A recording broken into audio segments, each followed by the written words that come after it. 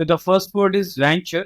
वो भाई इसका मतलब होता है टू डू समथिंग और go somewhere new and dangerous, okay, when you are not sure what will happen. Okay, कोई नया या जोखिम भरा काम करना या किसी नई जगह जाना। ओके, एंडेंजर और इम्पेरिल्स के सिनोनिम से गार्ड और प्रोटेक्ट इसका अपोजिट हो गया। एग्जांपल देखिए कि ventured out in the storm to look for the lost child. Okay, तो वह खोए हुए बच्चे की तलाश के लिए तूफान में निकल पड़ा। ओके, तो मतलब उसने डेंजरस काम करा, मतलब तूफान में जाना भाई डेंजर है ना। ओके, तो दैट इज एडवेंचर। ओके, आगे बढ़ते हैं with our next word and the word is humane. Okay, ये आपका क्या एडजेक्टिव है और इसका क्या मतलब होता है, ध्यान से देखेंगे।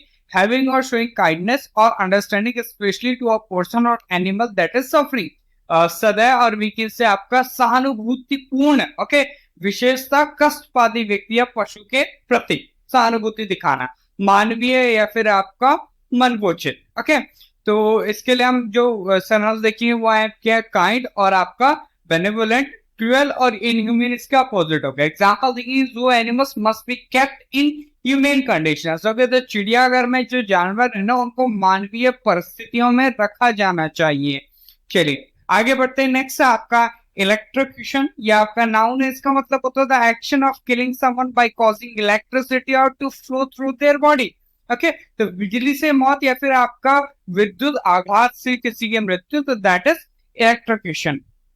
एग्जाम्पल देखिए, the hair dryer poses an electrocution hazard if it is dropped in water. तो हेयर ड्रायर पानी में गिरने पर करंट लगने का खतरा पैदा कर सकता है, मतलब पानी में गिर रहा है तो उसके करंट से किसी की मृत्यु भी हो सकती है।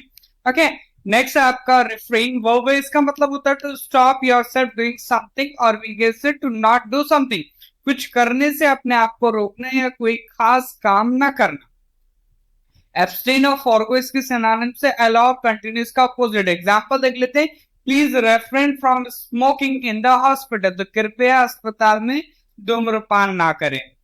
आगे बढ़ते हैं। नेक्स्ट है आपका जुरिस्प्रूडेंस, या आपका नाउन है, इसका मतलब होता है थ्योरी और फिलोसफी ऑफ लॉ और we can say legal system, कानून के दर्शन या सिद्धांत या फिर धर्मशास्त्र, न्याय शास्त्र या फिर आपका न्याय प्रणाली।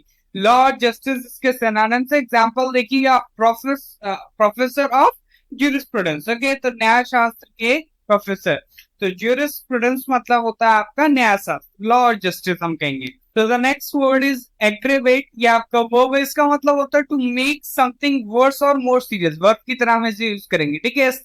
स्थिति को बिगाड़ देना या बदतर करना या फिर बदतर होना स्थिति का, और एक गंभीर बनाना हम कह सकते हैं। वर्सन और डीपन सिनोनिम से एलिविएट और आपका वीकनेस से हेल्प इसका अपोजिट है। एग्जांपल देख लेते हैं, the treatment only aggravated the condition. तो उपचार ने कि अगर केवल जो स्थिति थी उसको क्या और बिगाड़ दिया, समझो।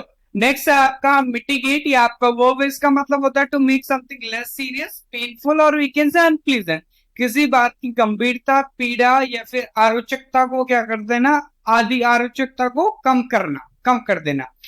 एलिविएट और रिलीव इसके सिनोनिम से। इंपेयर और हार्म इसका अपोजिट। एग्जांपल देख लेते हैं, it is unclear how to mitigate the effects of tourism in on the island. Okay, तो इसका मतलब आपका ये स्पष्ट नहीं है कि द्वीप पर पर्यटनों का प्रभाव कैसे कम किया जाए। ओके, मतलब कैसे लोगों को रोका जाए।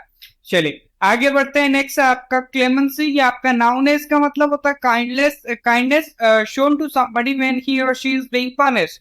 कानून में भी कैसे दंड देते समय दिखाई गई दया, क्षमा। ओके, चैरिटी और फॉरबियरेंस इसके सिनोनिम से। एग्जांपल देख लेते हैं, the jury passed a verdict of guilty with an appeal to the जज फॉर क्लेमेंसी। ओके, तो ज्यूरी ने क्या करा, न्यायाधीश से क्षमादान की अपील के साथ दोषियों का क्या करा, फैसला सुनाया दोषियों को। फ्रेजल वर्ब हमारे पास आज डिस्पोज ऑफ, इसका मतलब होता है टू गेट रिड ऑफ, यानी आपका किससे गला छूटना। ओके, मतलब छुटकारा पाना। How to dispose of toxic waste, तो जहरीले कचरे से कैसे निपटा जाए या फिर इसका निपटान कैसे करें। ईडीएम में भी आपका एक नाउन है, फ्रेज है कैपिटल पनिशमेंट, ये इसका मतलब होता है punishment bye death of for serious crime, गंभीर अपराध के लिए मृत्युदंड, तो उसके लिए हम कैपिटल पनिशमेंट फ्रेज यूज करते हैं। एक और ईडीएम आपका सेंट टू द गैलोज, इसका मतलब होता है to sentence someone to death, किसी को मौत की सजा देना। एग्जांपल देखेंगे आपका, new witnesses have cast doubt on some of the evidence that sent the 19-year-old to the gallows. Okay, तो नए गवाहों ने कुछ ऐसे सबूत पर संदेह जताया है जिसने क्या करा, हमने कुर्सिया को फांसी चढ़ा दी. ओके, तो ये तो था आज का वोकैबुलरी सेशन. आई होप आप सभी ने एंजॉय करा होगा. सेशन को लाइक करें, शेयर करें, चैनल को सब्सक्राइब करें. मिलते हैं in the next section. Till then, जय हिंद, जय भारत.